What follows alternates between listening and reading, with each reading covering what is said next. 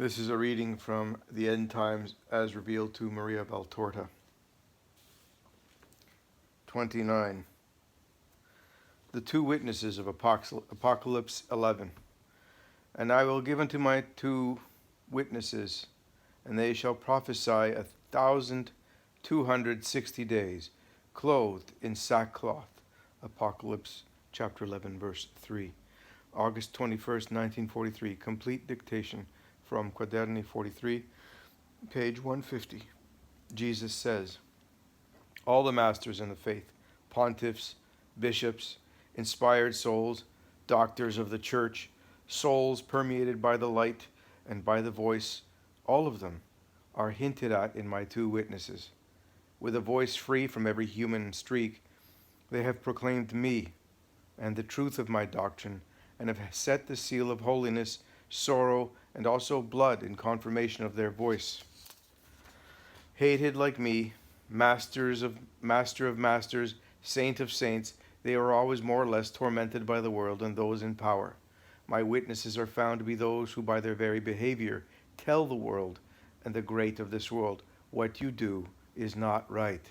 But when the hour of the Son of Satan has come, hell, coming from the abyss, opened by the Antichrist, shall wage a ruthless war against them, and from the human point of view, shall crush and kill them. But it will not be a real death. In fact, it will be the life of lives, real and glorious life, because if those who follow my law in the commandments have life, what infinite fullness of life will be given to those who follow also my evangelical counsel of perfection, and drive their being with me to total sacrifice out of love for their Jesus, the eternal immolated one whom they imitate so far as to sacrifice their lives. Those who give up the things dearest to a human being, life, to follow me out of love for me, and the brothers and sisters shall be called to an extraordinary bright resurrection. They shall be called to an extraordinarily bright resurrection. I will never weary of repeating this. Nothing is greater than love in heaven and on earth, and no love is greater than that of someone who gives up his life for his brothers and sisters. 30. World War II, one of the opening battles. August 21st, 1943. Complete dictation. Quaderni 43, pages 150 to 152. Jesus further says, I told you one day that in today's tragedy, Satan's forces are already on the move, and Satan has sent his dark angels to stir up earth's kingdoms against one another. The supernatural battle has already begun. It is going on. It keeps behind the scenes of small-scale human battle. It is not small-scale in size. It is small-scale as motives go. The small-scale human motive is not, I repeat, is not the battle's cause. It is not. Something else is the real motive, which turns brothers into murderous wild beasts that take a bite out of each other and kill each other. You fight with your bodies, but what is actually fighting is your souls. You fight by orders of 4 or 5 mighty men. You think it is so. No. Only one executor is behind this ruin. He is on earth because you want him there, but he is not of this earth. Satan is the one pulling the strings of this bloodbath in which it is more the souls that die than the bodies. This is one of the opening battles. The kingdom of the Antichrist needs a cement made of blood and hatred to become consolidated. And you, no longer able to love, you serve him conscientiously and slit each other's throats, and you curse the one who is not to blame for this evil of yours. You curse God, who battles with his angels to safeguard what is his, faith in Christians' hearts, goodness in the hearts of the good. I'm not the one making a selection for now. You yourselves are sorting yourselves out of your own free wills, those who, despite the horror, can recognize that God is always God, in other words, goodness and justice, and that salvation is found in following God's law, set themselves apart from those who deny these truths. The first rise up to the light, the others fall towards darkness. Really, Satan aspires with his devils to scale heaven a second time, but, driven back by my archangel, he hurtles down to earth to vanquish God through his children's hearts. For every lost soul is a defeat for God, and Satan easily succeeds, because people's hearts no longer have the flame of the Spirit. They no longer have the life of the Spirit. They are gnarls of sin in which the Spirit-killing threefold lust thrives. Blessed are those who have overcome by virtue of the Lamb's blood and have remained and will always remain faithful. Blessed are those who shall have rejected Satan and his enticements and not have been anxiety-ridden about his apparent triumphs, his efforts launched at this hour, which he knows to be brief for his reign of malediction.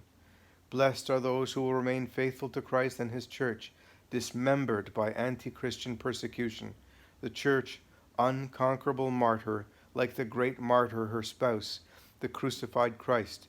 The church, rising again, more beautiful after her apparent death, to come glorified into heaven, where the true pontiff awaits her to celebrate the wedding. 31. The two beasts.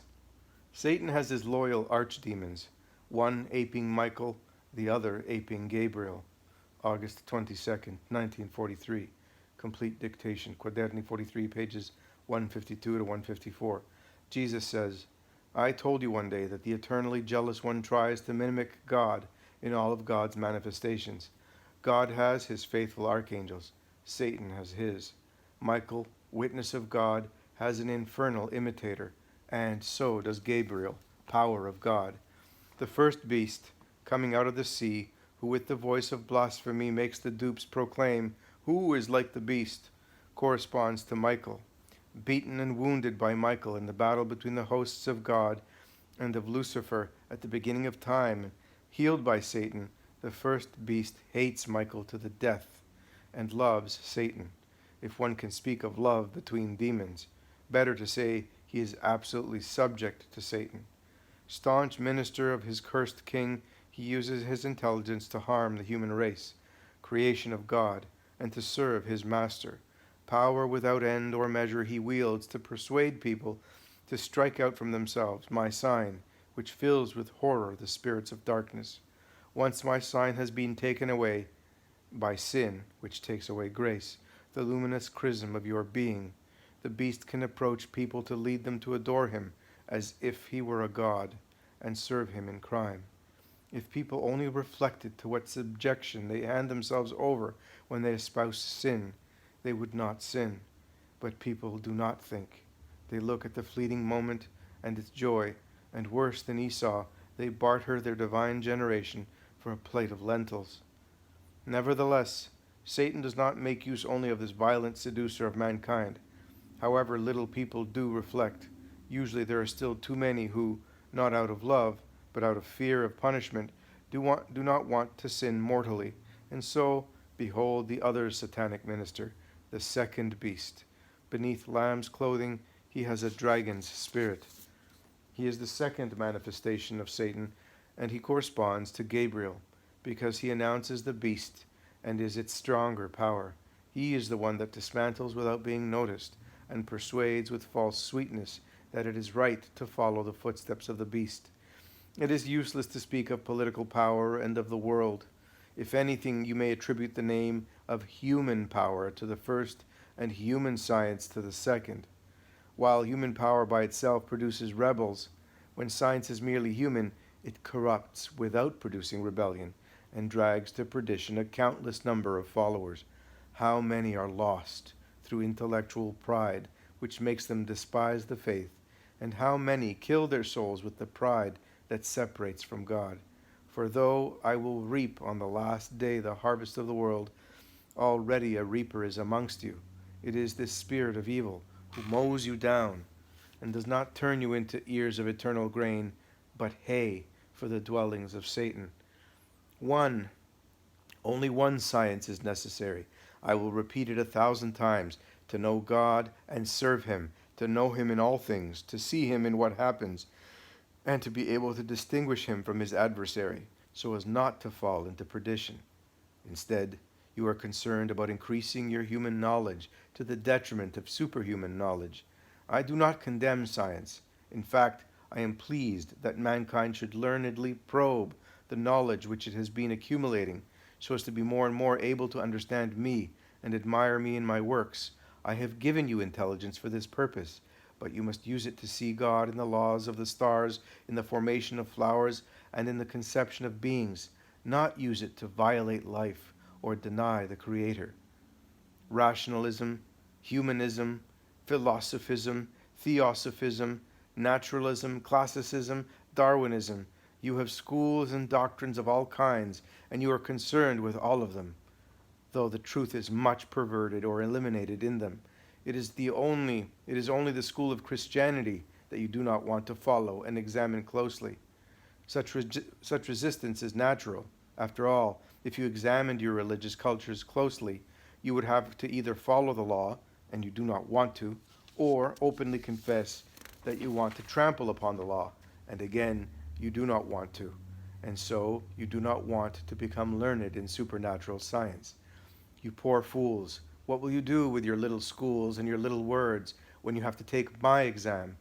You have put out in yourselves the infinite light of true science, and you thought you could enlighten your souls with makeshift light, just like some poor lunatics who would think they have put out the sun and made a new one with many little lamps.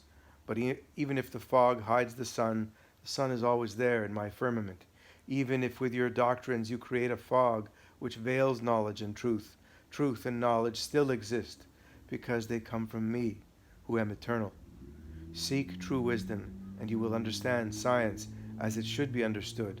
Clear your souls of all their artificial superstructures, and set up in them the true faith. Like spires of a spiritual cathedral, there shall flower in your souls science, wisdom, intellect, and fortitude, humility and temperance, because real scholars know not only what is humanly knowable, they know also the most difficult of all things, self-control, with regard to the passions of the flesh, and turning their lower parts into the pedestals for their souls to be raised and their spirits to be launched heavenwards, towards me, who come and am in all things, and who love to be the true and holy master of my brothers and sisters. 32. The Seven Scourges, Babylon, Waterfalls of Grace, August 22nd, 1943. Complete dictation. Quaderni 43, pages 154 to 160. Jesus says, the last seven scourges correspond to the seven undescribed thunderclaps. As always, they are figurative, descriptions in which, however, reality is not totally excluded. I explain to you, Maria, what I think is fitting in them to be explained to you. The first scourge is the ulcer. Ever since Moses' time, I have punished with loathsome diseases the creatures who commit unforgivable sins against me. Miriam, Moses' sister, had her body covered with leprosy for having ill spoken of my servant Moses. Why shouldn't the same and worse yet happen to those who speak ill of their God? The leprosy, or whatever ulcer it may be, is spreading more and more because you people have been increasing your sins against God and against God's wonderful work, which you are.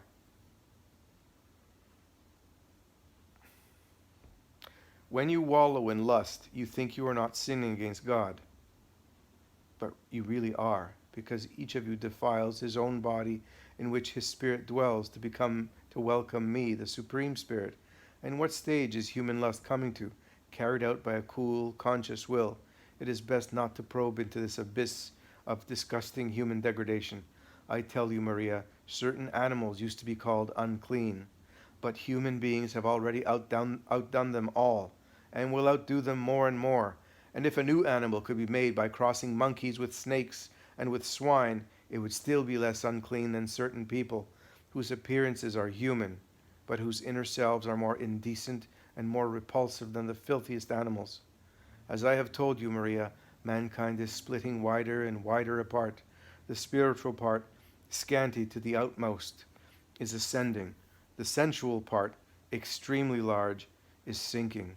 It is sinking into a ghastly depth of vice. When the time of wrath has come, mankind will have reached the ultimate in vice. And you expect that their dead souls' inner stench would not seep out and corrupt their flesh, which they worship more than me and use for all forms of debasement? And as you people will bring about the ulcers, so you will fill with blood the sea and the river's waters. You are already filling them with your blood baths, and the creatures living in the waters are dwindling, killed by you, which contributes to your hunger. You have trampled so much upon the gifts God gave you for your material needs, that land, sky, and waters are becoming your enemies, and withhold from you the fruits of the land and the creatures that dwell in waters, rivers, forests, and air. You murder, you do murder, you trample on the law of love and forgiveness, you spill brotherly blood, and especially the blood of the good, whom you persecute precisely because they are good. Take care, though, so that one day God may not make you satisfy your hunger and quench your thirst with the blood you have spilled, at odds with my order of peace and charity. You rebel against the laws I gave you. The heavenly bodies and planets will rebel against you. Until now, they have given you light and warmth as you needed, as they obey the rules I have marked out of goodness for you. Repulsive illnesses as a sign of your vice, blood in the waters as a token of all the blood you decided to spill, including mine, fire from the sun to make you try an advance of the undying embers awaiting the cursed, darkness to let you know that darkness is waiting for those who hate the light, all that to make you think and lead you to repentance. But it will be no use. You will go on falling. You will go on with your coalitions with evil, paving the way for the kings of the east, in other words, the helpers of the son of evil. It seems as though my angels are the ones bringing the plagues. In reality, you are the ones. You want them, and you shall get them. When you yourselves have become dragons and beasts, for having married the dragon and the beast, you will farrow from your corrupt innards the unclean beings, the absolute demoniacal teachings, which, by doing false miracles, will lead astray the powerful and drag them into battling against God. You will be so perverted as to mistake for heavenly marvels that which is hell's invention. Maria, I will now take you by the hand to lead you in the most obscure point of John's book. Commentators of John's book have exhausted their intelligence in many deductions to explain to themselves and to the crowds what the great Babylon may be. With human sight, with which the shocks due to desired events or events having taken place had something to do, they gave the name of Babylon to many things. But why have they never thought that the great Babylon is the whole earth? I would be a really small and limited God, the Creator, had I created only the earth as an inhabited world. With one pulsation of my will, I gave rise to worlds upon worlds from nothingness, and hurled them like luminous fine dust into the hugeness of heaven's vault. The earth, which you earthlings are so proud of, and so cruel too, is but one of the fine specks of dust rotating in the boundlessness, and not the largest one, yet it is undoubtedly the most depraved. The millions of worlds which delight your eyes in clear nights teem with lives upon lives upon lives, and God's perfection will be apparent to you when you can see, with the intellectual sight of the Spirit reunited to God, the marvels of those worlds. Is earth by any chance not the great harlot that fornicated with all the powers of earth and hell? Haven't earthlings prostituted themselves, body and soul, so as to triumph in earth's days? Yes, it is so. Earth's crimes have all the names of blasphemy, as does the beast with which earth and its inhabitants have allied themselves to triumph. The 7 sins are like a horrible ornament on the head of the beast, which leads earth and earthlings to the pasture of evil.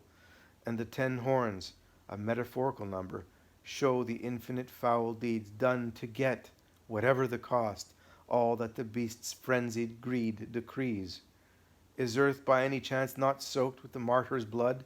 Isn't it drunken with his holy liquor, which being swallowed by its sacrilegious mouth has turned within it into a potion of cursed drunkenness?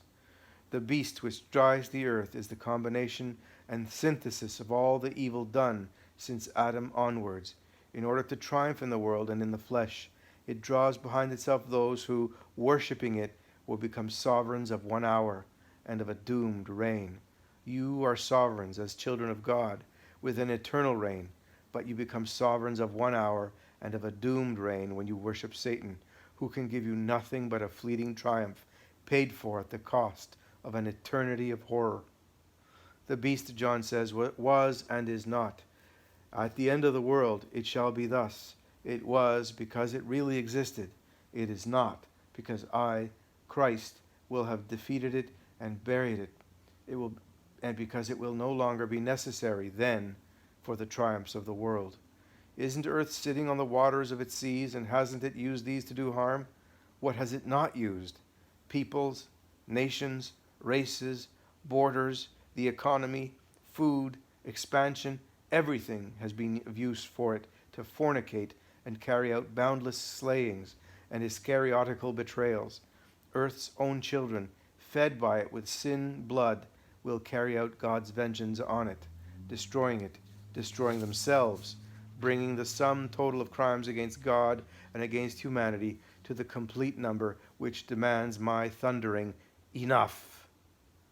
At that hour, the blood of martyrs and of prophets will boil again, steaming with an agreeable fragrance up to my throne, and the clods of the earth which gathered the moans of those killed out of hatred for me, and which received their last tremblings, will give out a great yell, made of all those holy moans, and the clods will quake with dread's upheaval, shaking the cities and people's homes where sin and murder are committed, and filling them with a voice, urging the vault of heaven for justice.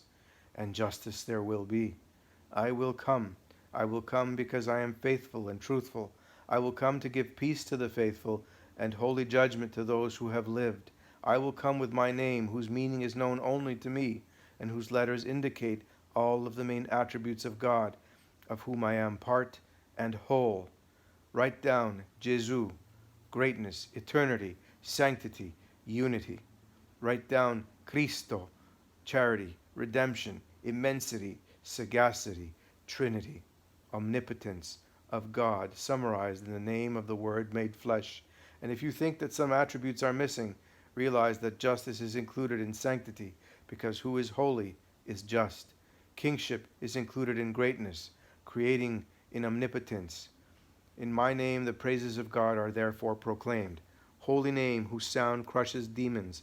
Name of life, giving life, light, strength to those who love you and call upon you.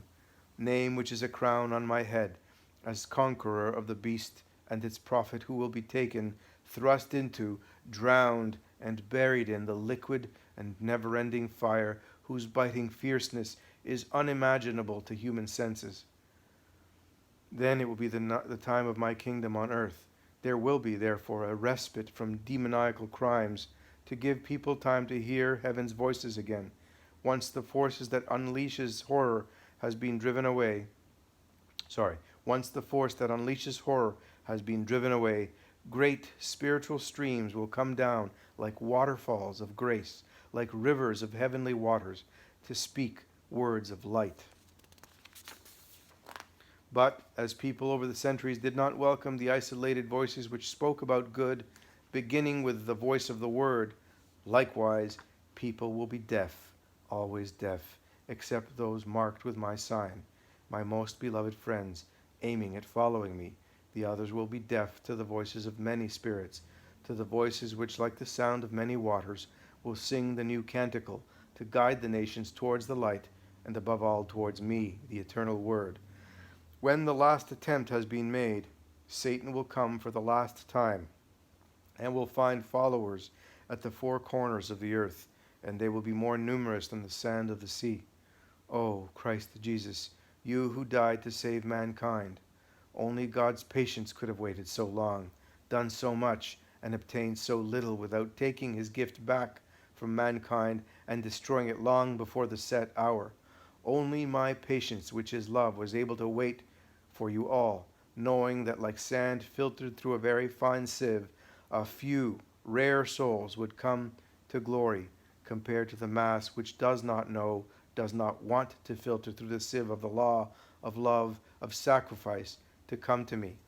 But at the hour of my coming, when in my capacity as God, King, and Judge, I come to gather the elect and curse the reprobate, casting these where the Antichrist, the beast, and Satan will already be forever, After the supreme victory of Jesus Christ, Son of God, conqueror of death and evil, to these elect who were able to remain alive in life, alive in the Spirit, while waiting for our hour of triumph, I will give the possession of the heavenly abode.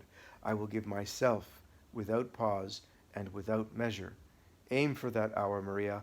Call it, and call me with all the strength of your Spirit. Here, I already come when a soul calls me, together with the beloved who saw from the earth the glory of the Lamb, Son of God, the glory of his and your Jesus. Say with your every heartbeat, Come, Lord Jesus. Maria Valtorta comments, in dictating to me, Jesus gives me to understand that when he says earth with a capital E, he does not mean the globe of dust and water. He means all people taken as a union of persons. I do not know if I can explain it well. When he says earth with a capital E, he means, I will put it this way, corporate entity. And when he says earth with a small e, he simply means a planet made up of clouds, mountains, water. The first is guilty, the second innocent.